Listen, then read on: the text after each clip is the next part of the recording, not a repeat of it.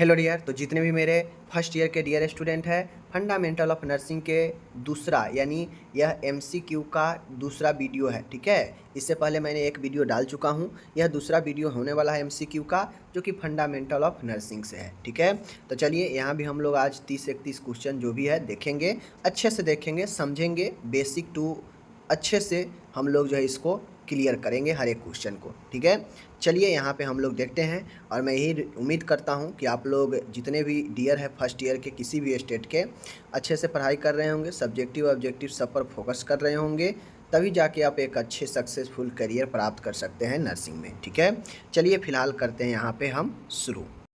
पहला क्वेश्चन यहाँ पे क्या कह रहा है, आपके सामने में है, देख सकते हैं। कह रहा है एक मरीज फुरसामाइड थेरेपी पर है, मतलब एक मरीज है, उसको फुरसामाइड जो हो दवा है यह चल रहा है। ठीक है, उसकी शिकायत है, मतलब उस मरीज की शिकायत है कि उसे मसल्स वीकनेस यानी मांसपेशी में कमजोरी है। ठीक है, निम्न में से कौन सी प्रयोगशाला जांच एक नर्स सबसे पहले करेगी। मतलब एक मरीज है, मरीज को फुरसामाइड चल रहा है। ठीक है, और वह कंप्लेन कर रहा है कि उसका जो मांसपेशी है उसमें कमजोरी लग रहा है। ठीक है, तो ये सुनने के बाद एक नर्स जो है वह प्रयोगशाला जांच में कौन सा जांच करने का वह जो है बात कहेगी। ठीक है, सीरम ग्लूकोज का, सीरम पोटेशियम का, सीरम एल्बुमिन का, ठीक है, और सीरम सोडियम का। ऑप्शन नंबर क्या होगा, तो my dear option number B होगा सीरम पोटेशियम का। एक मरीज फुरसामाइड चल रहा है। ठीक है, फुरसामाइड के दौरान अगर मरीज को मसल्स वीकनेस लगे तो उसे एक नर्स जो है पोटेशियम का जांच करवा सकती है। ठीक है, ऑप्शन नंबर बी। आगे है दूसरा नंबर का क्वेश्चन है, अच्छा है। निम्न में से किस मरीज को आहार में सोडियम लेने की मनाही है। मनाही मतलब, ठीक है, उसे परहेज करना चाहिए। किस मरीज को जो है सोडियम यानी ज़्यादा नमक लेने की जो है उसे मना करते हैं। ठीक है, मरीज जिसे फ्रैक्चर हो, हृदयपात मरीज यानी patient with heart failure, gastroenteritis मरीज जिसे सूजन की बीमारी हो। ठीक है, यानी पेशेंट विथ इन्फ्लामेटरी डिजीज। ठीक है, तो एक मरीज, ठीक है, एक मरीज जो है सोडियम लेने की मनाही जो है किस मरीज में है। ठीक है, हृदयपात वाले में, जो पेशेंट हार्ट फेलुअर, ठीक है, हृदय ग्रस्त से मरीज है, उससे जो है सोडियम लेने की मनाही है। ठीक है, option number B is the right answer. Okay, तीसरा नंबर का क्वेश्चन है, मरीज को पसीना, उल्टी, दस्त होने पर निम्न में से कौन सा इलेक्ट्रोलाइट बदलते हैं। एक मरीज है जिसको बहुत ज़्यादा पसीना आ रहा है, बहुत ज़्यादा उल्टी हो रहा है, दस्त आ रहा है, तो इनमें से हम कौन सा इलेक्ट्रोलाइट जो है उसे देंगे, मीन्स बदलेंगे। ठीक है, सोडियम का, पोटेशियम का, कैल्शियम का, मैग्नीशियम का। तो राइट आंसर अपना जो होगा वह सोडियम का होगा। ठीक है, Na का। ठीक है, 3 का ए ऑप्शन राइट होगा। समझ गए, आगे चलिए। चौथा नंबर का क्वेश्चन है, निम्न में से कौन सी कंडीशन है जिसमें मरीज को सबसे ज़्यादा खतरा हाइपोकैल्सीमिया होने का होता है। सबसे पहले हाइपोकैल्सीमिया क्या होता है इस चीज़ को समझिए। तो हाइपो मतलब कमना और कैल्सीमिया मतलब कैल्शियम, यानी कैल्शियम का लेवल कम होना। तो किस कंडीशन में जिसमें मरीज को सबसे ज़्यादा खतरा हाइपोकैल्सीमिया होने का होता है, मतलब किस स्थिति में मरीज को सबसे ज़्यादा ये डर रहता है, खतरा रहता है कि इस मरीज में हाइपोकैल्सीमिया यानी कैल्शियम का लेवल काफ़ी ज़्यादा कम सकता है। किस स्थिति में, किस स्थिति में, गुर्दे का विफलता में, एपेंडिसाइटिस में, एक्यूट पैंक्रियाटाइटिस में एंड कार्डियोमायोपैथी में। ठीक है, तो राइट आंसर जो होता है वह अपने कौन होगा, option number C, acute pancreatitis के जो मरीज होते हैं उनमें हाइपोकैल्सीमिया का खतरा सबसे ज़्यादा होता है। ठीक है, पाँचवा नंबर का जो क्वेश्चन है अपना यहाँ पे देख सकते हैं आप लोग, समग्र देखभाल करने के लिए संदर्भित करता है। मतलब सभी देखभाल करने के लिए जो संदर्भित करता है वो क्या है, इनमें से बीमारी, आत्मिक और वातावरणीय सहयोग, मरीज की भावना, मरीज और उसके परिवार का मन, शरीर, आत्मा, ठीक है, पेशीय और न्यूरोलॉजिकल डिसऑर्डर। तो समग्र देखभाल का मतलब होता है संपूर्ण देखभाल। ठीक है, जिसमें मरीज और उसके परिवार का मन यानी मन मतलब समझ रहे हैं, मानसिक रूप से, शारीरिक रूप से और आत्मीय रूप से देखभाल, यानी ये सभी देखभाल जो है फिजिकली, मेंटली एंड पर्यावरणीय सभी देखभाल, समग्र देखभाल में आता है। तो एक मरीज और उसके परिवार का यह सभी देखभाल जो है समग्र देखभाल को संदर्भित करता है। ठीक है। नेक्स्ट छठा क्वेश्चन है, मरीज को निम्न में से किस बीमारी के अवस्था में जो है कम्प्लीमेंट्री थेरेपी से आराम मिलता है। मतलब एक मरीज है तो किस मरीज को हम कम्प्लीमेंट्री थेरेपी से आराम दिला सकते हैं, किस मरीज को, अल्सर वाले को, ठीक है, जीर्ण क्रॉनिक दर्द और अर्थराइटिस वाले मरीज को, मायोकार्डियल इन्फार्क्शन वाले को एंड डायबिटीज वाले को। तो एक मरीज है जिस मरीज को कम्प्लीमेंट्री थेरेपी से आराम मिलता है वह कौन सी बीमारी है।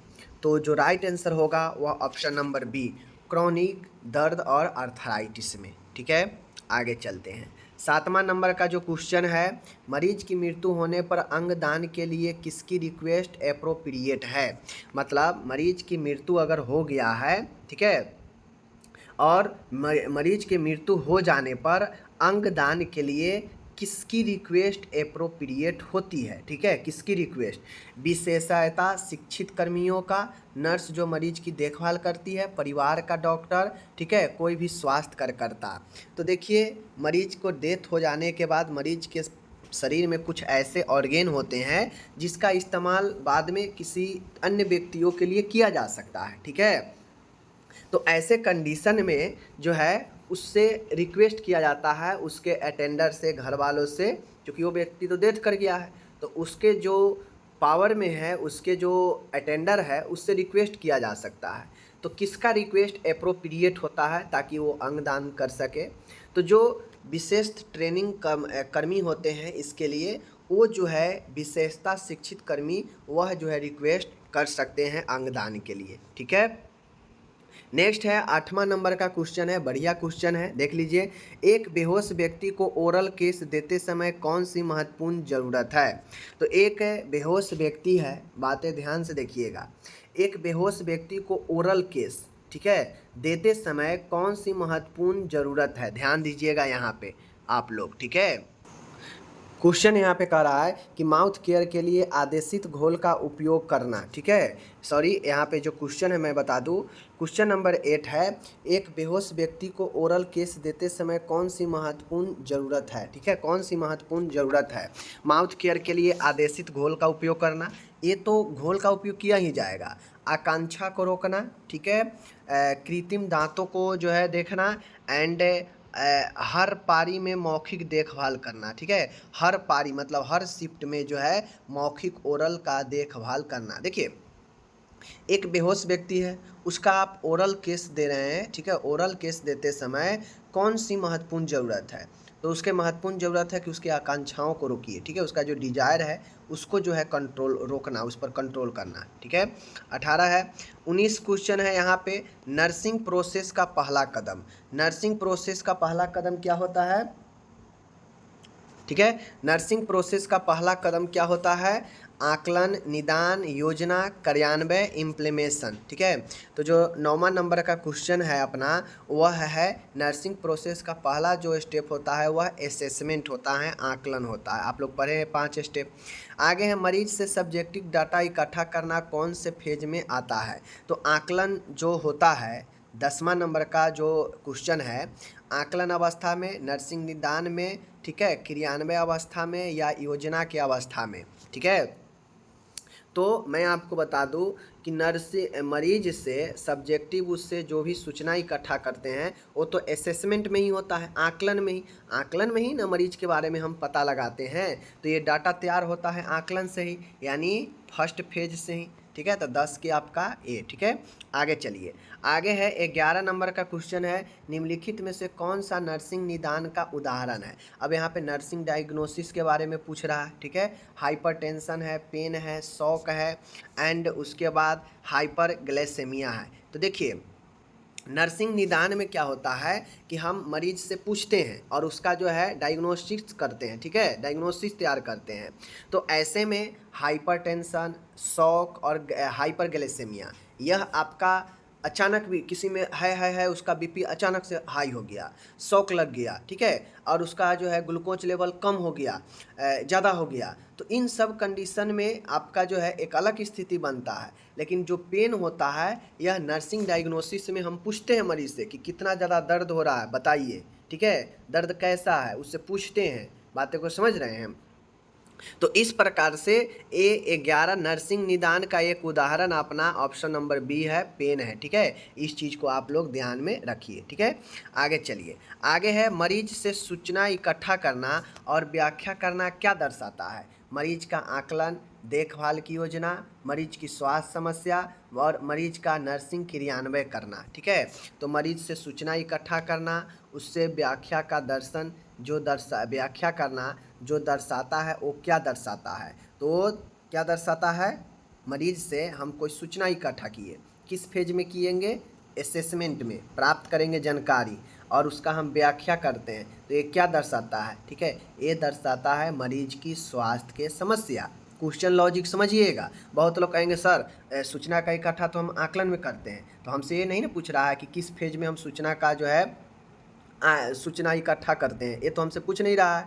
हमसे ये पूछ रहा है कि मरीज से सूचना का इकट्ठा और व्याख्या करते हैं, तो उससे हमें जो है मरीज की स्वास्थ्य समस्या के बारे में पता लगता है। तो ऑप्शन नंबर सी, ठीक है।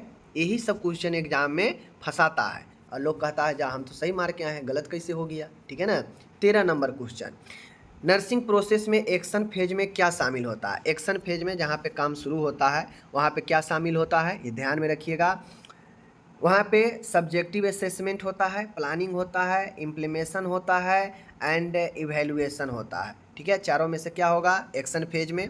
तो जो नर्सिंग प्रोसेस है उसमें जो एक्शन फेज होता है वहाँ पे अपने काम शुरू हो जाता है, ठीक है। इम्प्लीमेशन हो जाता है, जो हम नर्सिंग डायग्नोसिस प्लानिंग बनाए हैं उस पर जो आधारित आपका इम्प्लीमेशन जो है आपका शुरू हो जाता है, ऑप्शन सी। 14 नंबर का क्वेश्चन है, नर्सिंग प्रोसेस में योजना को प्राथमिकता देना आधारित है, ठीक है। हमसे ये पूछ रहा है कि नर्सिंग जो प्रक्रिया है उसमें प्लानिंग को हम लोग प्राथमिकता देना आधारित है, किस पे आधारित है हमें ये बताना है। सूचना संसाधन मॉडल पर, मानव आवश्यकता मॉसले हिरेकी नियम पर एंड एरिक एरिक्सन थ्योरी पर, स्वास्थ्य रोग कंटिनमन मॉडल पर। मैं बता देता हूँ, नर्सिंग प्रोसेस में जो प्लानिंग बनता है वह प्लानिंग जो है नीड पर बेस्ड होता है, आवश्यकता पर जो है आधारित होता है। अब आप लोग पढ़े होंगे बिहेवियर साइंस में मॉसले के हिरेकी नियम, ठीक है ना, आवश्यकता पदानुक्रम, ठीक है ना, वो वाला पढ़े हैं। तो वही चीज़ें हैं, मरीज के हम कोई भी ट्रीटमेंट चार्ट बनाते हैं तो मरीज की आवश्यकता के अनुसार बनाते हैं, तो इसलिए मॉसले का हिरेकी नियम जो है अपना 14 का बी होगा, ठीक है। ध्यान दीजिएगा, ये सब क्वेश्चन थ्योरिकल बढ़िया क्वेश्चन है, ठीक है। ये सब आपके यूट्यूब पर दूसरा कोई नहीं कराएगा, दूसरा कराएगा इंट्राडर्मल कितना लगता है, कितना एंगल पर, ठीक है, सबक्यूटेनियस कितना एंगल पर लगता है, बताइए, ये बताइए, वो बताइए, इस टाइप से ऑब्जेक्टिव जो कि आप दिन रात पढ़ते हैं वो सब एग्जाम में उतना आता नहीं है। अब आ गया स्टैंडर्ड लेवल का क्वेश्चन, थ्योरिकल लेवल टाइप से पूछता है, बातें को समझिए। आगे है यहाँ पे देखिए, निम्न में से मरीज की नर्सिंग केयर प्लान में प्राथमिकता किसे देनी चाहिए। मरीज के हम नर्सिंग केयर प्लान बना रहे हैं तो हम किसके प्राथमिकता देंगे, फिजिशियन के आदेश का, नर्सिंग कंडीशन नर्सेज की अवस्था पर, मरीज की अवस्था पर, अस्पताल के पॉलिसी पर। तो आपको ये ध्यान रखना चाहिए कि हम नर्सिंग केयर प्लान बना रहे हैं, तो चूँकि हम नर्सिंग केयर प्लान बना रहे हैं, ठीक है, हम मरीज के लिए बना रहे हैं, तो हम मरीज को ध्यान में, उसके अवस्था के ध्यान में रखकर बनाएंगे कि मरीज कैसा है। मान गए मरीज डायरिया का है तो उसके हम फ्रैक्चर का थोड़ी ना केयर प्लान बनाएंगे, उसके लिए तो हम डायरिया का ही केयर प्लान बनाएंगे। इसमें नरम भोजन दाना देते हैं, ज़्यादा से ज़्यादा जो है कैलोरी वाला, प्रोटीन वाला देंगे ताकि शरीर में उसे एनर्जी भी मिलेगा। ज़्यादा पेय पदार्थ देंगे ताकि जो पानी निकल रहा है, डिहाइड्रेशन हो रहा है, उसको जो है कंट्रोल किया जाए, ठीक है ना। तो इस प्रकार से हम उसके कंडीशन के हिसाब से प्लानिंग बनाते हैं, तो ऑप्शन नंबर सी होगा, ठीक है। आगे चलते हैं, 16 नंबर का क्वेश्चन है अपना, यहाँ पे बहुत अच्छा प्रश्न है ये भी। 16 नंबर कह रहा है कि निम्न में से कौन सी प्रश्न पूछने की विधि अपॉर्चुनिटी टू डिस्कस है। मतलब अपॉर्चुनिटी टू डिस्कस, समझ रहे हैं चीज़ों को, यानी फिर से कहना, जांच करना, बंद प्रश्न, खुले प्रश्न। तो अपॉर्चुनिटी टू डिस्कस और डिस्कस टू अपॉर्चुनिटी, समझ रहे हैं चीज़ को।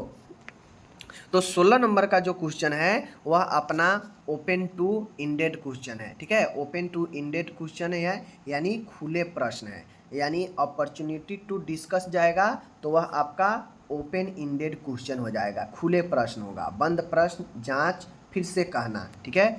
तो अगर हम निम्न में से कौन सी प्रश्न पूछने की विधि अपॉर्चुनिटी टू डिस्कस है, तो अपॉर्चुनिटी टू डिस्कस एक विधि है जिसमें खुले प्रश्न में जो है या आपका ओपन इंडेड क्वेश्चंस होता है, ठीक है। 17 नंबर का क्वेश्चन आपका यहाँ पे बहुत बढ़िया ये भी क्वेश्चन है। आप अपने अकेले रहने के अनुभव को कैसे व्याख्या करेंगे? यह एक उदाहरण है किसका? आप अपने अकेले रहने के एक्सपीरियंस को कैसे एक्सप्लेन करेंगे, ठीक है। यह एक उदाहरण है, किसका उदाहरण है? जैसे आप किसी काउंसलर के पास गए, ठीक है, काउंसलर के पास, काउंसलर आपको कहा कि आप अपने बारे में बताइए कि आप अकेले रहते हैं, क्यों रहते हैं, क्या ए ओ दिस डेट। तो वही कह रहा है आप अपने अकेले रहने के अनुभव को कैसे व्याख्या करेंगे, यह एक उदाहरण है किसका उदाहरण है? जांच का, ठीक है, बंद प्रश्न का, खुले प्रश्न का, संरचनात्मक प्रश्न का, ठीक है। तो आप अपने अकेले रहने के अनुभवों को व्याख्या करेंगे, यह एक सीधी सीधी खुली प्रश्न है, ठीक है। जो आप जो है अपने बारे में जो भी मन है अपने अकेले रहने के बारे में बता दीजिए। देखिए, बताना, डिस्कस करना मतलब आपको सीधा आज़ादी दिया जा रहा है या किसी टॉपिक पर डिस्कस किया जा रहा है तो उसमें विस्तृत से भी हो सकता है, आपको आपके बारे में पूछा जा रहा है, मतलब जितना हो सके आप बता दीजिए। डिस्कस में भी जितना होता है मन के भड़ास आप निकाल दीजिए। तो ये जो कम्प्लीटली निकालने की बात होती है वह आपका ओपन क्वेश्चन होता है, ओपन इंडेड क्वेश्चन होता है, खुले प्रश्न होता है। जो आपसे खुले प्रश्न किया जा रहा है, आपको जो मन है, जितना मन है उस पर डिस्कस कीजिए, बोलिए उसके बारे में। तो ये ओपन क्वेश्चन, खुले क्वेश्चन होते हैं, ठीक है। अब यहाँ पे आप खुद सोचिए, 18 क्वेश्चन कर रहा है, क्या आप अभी बेचैनी महसूस कर रहे हो? यह एक उदाहरण है। आपसे कोई पूछ रहा है कि क्या आप अभी बेचैनी महसूस कर रहे हो, तो इस क्वेश्चन में क्या हो रहा है? मतलब आपसे कुछ पूछ रहा है, ज़्यादा नहीं। आपको ये नहीं कह रहा कि अपने बारे में आप फलाने जगह गए थे घूमने तो आप वहाँ पे क्या क्या देखें बताइए, तो उसके बारे में डिटेल से पूछ रहा है, तो वो हो गया ओपन। लेकिन कह रहा है कि अभी आप बेचैनी महसूस कर रहे हैं, तो आप क्या बोलिएगा? हाँ कर रहे हैं, या ज़्यादा कर रहे हैं, या कम कर रहे हैं। ऐसा तो नहीं है कि हाँ आप बेचैनी महसूस कर रहे हैं तो आप पूरा उसको डिटेल से बखान करने लगिएगा। बखान करने के लिए कुछ मैटर भी होना चाहिए ना, तो इसमें तो कुछ नहीं है। सीधा पूछा जा रहा है कि आप अभी बेचैनी महसूस कर रहे हो, बताओ कर रहे हो या नहीं कर रहे हो, हाँ या ना। तो इस टाइप से क्वेश्चन जो हाँ या ना में जवाब दिया जाए वह आपका बंद प्रकार के क्लोज इंडेड क्वेश्चन होता है, ठीक है। आगे है 19 नंबर का क्वेश्चन है अपना, यहाँ पे अच्छा क्वेश्चन है, देख लीजिए आप लोग कि क्या कह रहा है यहाँ पे जो क्वेश्चन है। मैं यहाँ पे आप लोग को क्लियर कर दूँ। 19 नंबर का जो क्वेश्चन है, मरीज के रिकॉर्ड का प्राथमिक उद्देश्य क्या है? मरीज का जो रिकॉर्ड होता है उसका प्राथमिक पर्पज क्या होता है, ठीक है। क्या होता है? Education, communication, research, funding. देखिए, तो मरीज का रिकॉर्ड का जो प्रथम उद्देश्य होता है वह कम्युनिकेशन के लिए काफ़ी ज़्यादा महत्वपूर्ण होता है। एक स्टाफ से दूसरे स्टाफ के बीच, डॉक्टर से नर्स के बीच, नर्स से अन्य स्टाफों के बीच वह रिकॉर्ड जो है वह मरीज का रिकॉर्ड काफ़ी ज़्यादा महत्वपूर्ण भूमिका निभाता है कम्युनिकेशन में, ठीक है। चलिए, क्योंकि वह रिकॉर्ड ही जो है मरीज का रिकॉर्ड ही नर्स जो है नर्स को बताएगा कि इसको क्या हो रहा है, क्या चल रहा है, डॉक्टर को बताएगा कितना क्या चला है, नहीं चला। तो यह एक प्रकार से प्राथमिक कम्युनिकेशन का काम करता है, ठीक है। नेक्स्ट है 20 नंबर का अपना क्वेश्चन है, पैर का अंदर मुड़ना गति क्या कहते हैं? पैर का अंदर की तरफ मुड़ना कौन सा मूवमेंट गति होता है? फ्लेक्शन होता है, एक्सटेंशन होता है, प्रोनेशन होता है एंड सुपिनेशन होता है। तो 20 नंबर का राइट आंसर प्रोनेशन होता है। पैर का अंदर मुड़ना ये गति प्रोनेशन कहलाता है। तो ये हमारा रहा आज का आपका ये 20वां क्वेश्चन, ठीक है। आगे है 21 नंबर का क्वेश्चन है, निम्न में से पैरेंटल रूट से दवाई देने को वर्गीकृत नहीं कर सकते हैं। मतलब इनमें से कौन एक माध्यम है जिसको हम पैरेंटल रूट से दवाई देने में इंक्लूड नहीं कर सकते हैं, ठीक है। तो ये हमें बताना है। इंट्रामस्कुलर है, इंट्राडर्मल है, सबलिंगुअल है, इंट्रावीनस है। तो राइट आंसर क्या होगा my dear? A right answer होगा ऑप्शन नंबर 21 का सी, सबलिंगुअल। सबलिंगुअल क्या होता है आपको पता है, जीभ के नीचे दवाइयाँ रख लीजिए और उसको जो है अपना ये करते रहिए, ठीक है ना, वही जो है सबलिंगुअल होता है, ठीक है। लेकिन आपको पता है पेरेंटल रूट वो होता है जितने भी इंजेक्शन देने का माध्यम है, ठीक है ना, दवाई देने का जो आपका माध्यम होता है खासकर जो इंजेक्शन वाला वो पेरेंटल रूट में आता है। तो इंट्रामस्कुलर इसमें भी, इंट्राडर्मल ये भी, इंट्रावेनस ये आपका तीनों आ जाएगा पेरेंटल रूट में, बट सबलिंगुअल आपका नहीं आएगा, ठीक है। तो ये आपका राइट आंसर है। 22 नंबर का जो क्वेश्चन है, सभी दवाइयों देने के पेरेंटल रूट है सिवाय एक के, इनमें से 3 जो है पेरेंटल रूट में आएंगे सिवाय एक के, कौन एक के, ठीक है, कौन एक के। देखिए सभी दवाएं देने के पेरेंटल रूट है सिवाय एक को छोड़कर, सिवाय एक को छोड़कर, ठीक है, एक को छोड़कर। तो देखिए यहाँ पे जो क्वेश्चन पूछा है कि सभी दवाएं देने के पेरेंटल रूट है एक्सेप्ट किसका, ठीक है। तो देखिए ये क्वेश्चन थोड़ा उल्टा पूछा है, सबलिंगुअल, इंट्राडर्मल, रेक्टल और ओरल, ठीक है, नहीं है, सिवाय नहीं है। देखिए सभी दवाइयाँ देने के पेरेंटल रूट नहीं है सिवाय एक के, ठीक है, नहीं है।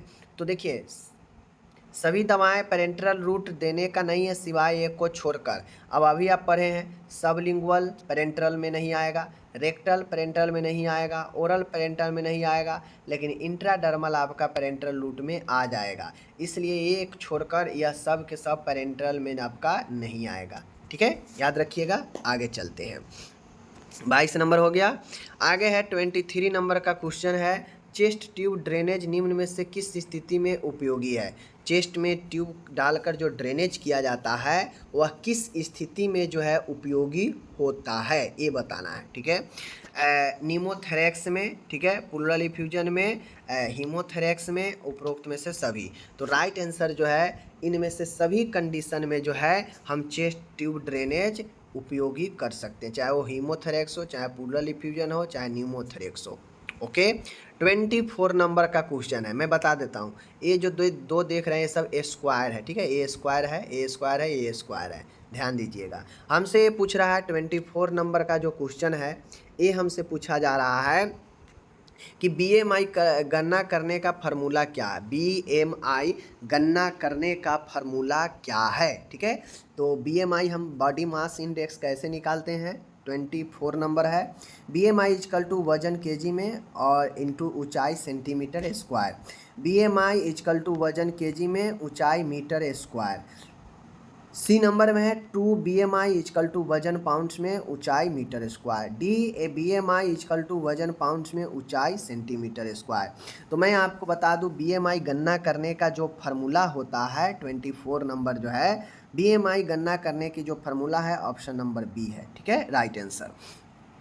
25 नंबर का जो क्वेश्चन है 25 नंबर कहता है एसाइटिस का कॉमन कॉज क्या है। एसाइटिस का कॉमन कॉज क्या है, निर्जलीकरण, प्रोटीन की कमी, एपेंडिसाइटिस, रक्त विकार। तो मैं बता दूं 25 का राइट आंसर एसाइटिस का कॉमन जो कारण है वह आपका होने वाला है प्रोटीन की कमी, ऑप्शन नंबर बी, ठीक है।